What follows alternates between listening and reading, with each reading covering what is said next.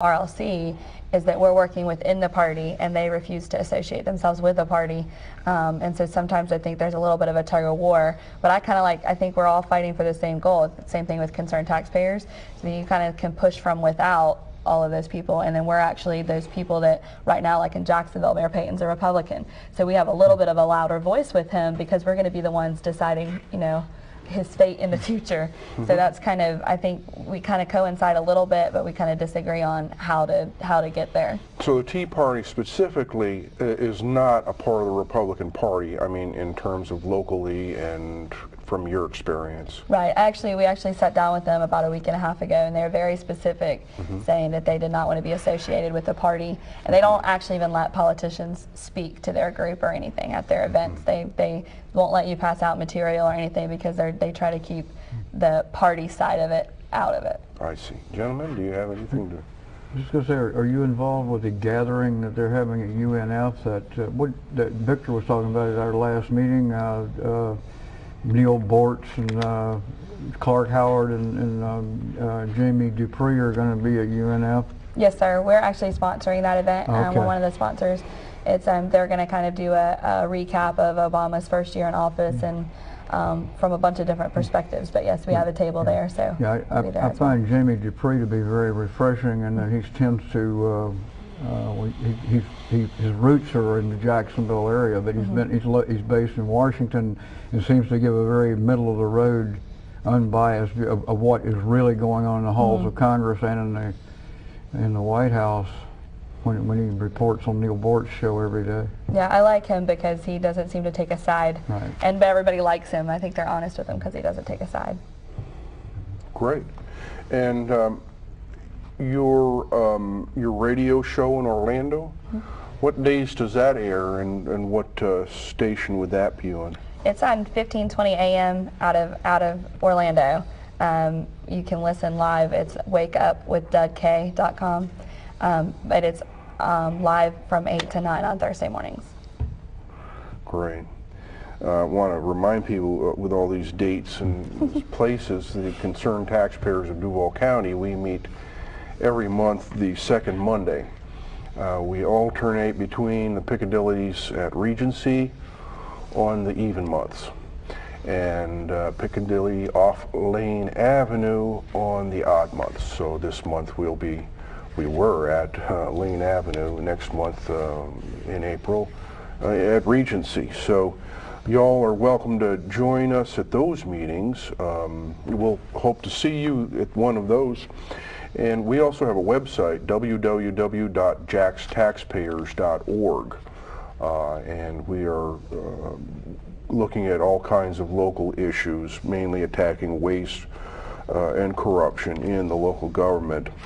We have made some interesting stands on the charter and other resolutions. John, would you like to recap what we did recently in terms of resolving certain things about the charter? Well, one of the charter proposals was to abolish the elected school board. The concerned taxpayers passed the resolution and certainly take the point of view that an elected school board is superior to a school board that is appointed by the mayor. I think that that's also the school board's point of view on this particular matter. And I don't think that particular charter resolution is going to go terribly far, but that's probably the most important one of the resolutions. I don't have them in front of me. You recall our other, you were dealing directly with the charter the whole time. I was just going to say, it started out before it was a school board in the beginning. It was a question about going to appoint, the mayor being able to appoint all the constitutional officers. And of course, the school board was the only one they ended up recommending that they go ahead and explore changing that situation to appointed. But the concerned taxpayers, as I remember, put together a resolution standing behind keeping all officials elected. Right, because there was also a movement afoot which had not go through the charter, that was not one of the recommendations, to do away with the elected mayors, elected sheriff as well, and appoint that office. So that we are in favor of the current system until somebody comes up with some compelling reason to have a system that you know, appoints essentially everybody. Sure. I mean, we already have what's known as a strong mayor form of government here. Yeah. I really don't think that we need to take a $1 billion school board budget and incorporate that into the mayor's office as well. Right. Does the RLC have a stand on that one, Kristi? Yeah, we actually had Sheriff Rutherford come and speak on the office of the sheriff, and this is one of the things that he brought up. You know, that the power of the sheriff is actually, you know, they all take an oath to uphold the Constitution, and you know, him being elected gives him a little bit more power to say what he's going to do is going to be constitutional, versus if he's appointed and the mayor can unappoint him as well, and then it takes away his power to be able to take a stand against issues that you know, that he should take a stand against if he's appointed, versus trying to be the voice of the people that he elected. And there is a constitutional issue involved in doing away with any of these elected offices. There are many of us who feel that would require a change to the state constitution. The sheriff is a constitutional officer.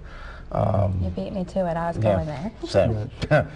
So it's been pointed out that the school board in particular would require a constitutional amendment before it could even be explored.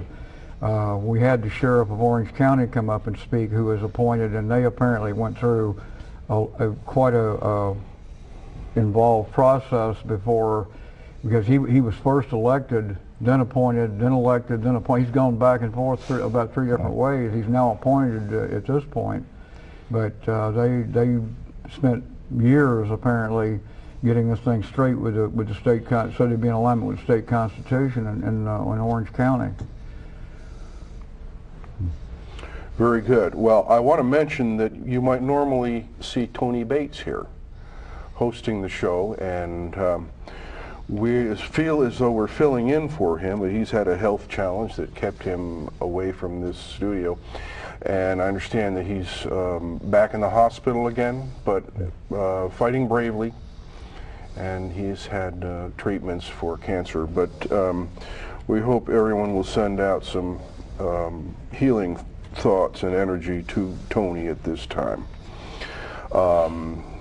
Any final thoughts? Did you have anything more to say, Kristi, about local issues or anything?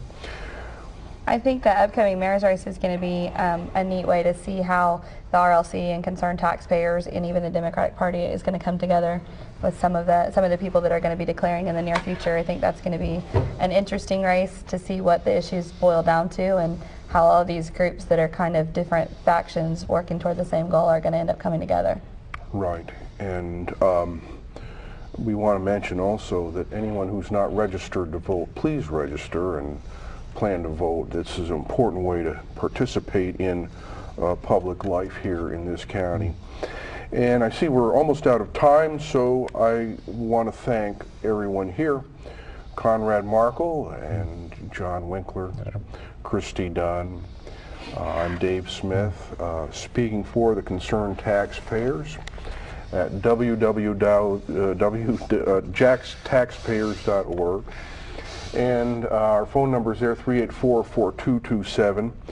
Our monthly meetings at Piccadilly's, either off Lane Avenue or in the Regency area, are open to the public. We'll look forward to seeing any and all. And so for Comcast and the concerned taxpayers and the Republican Liberty Caucus, thank you for watching our show. We'll look forward to seeing you next month.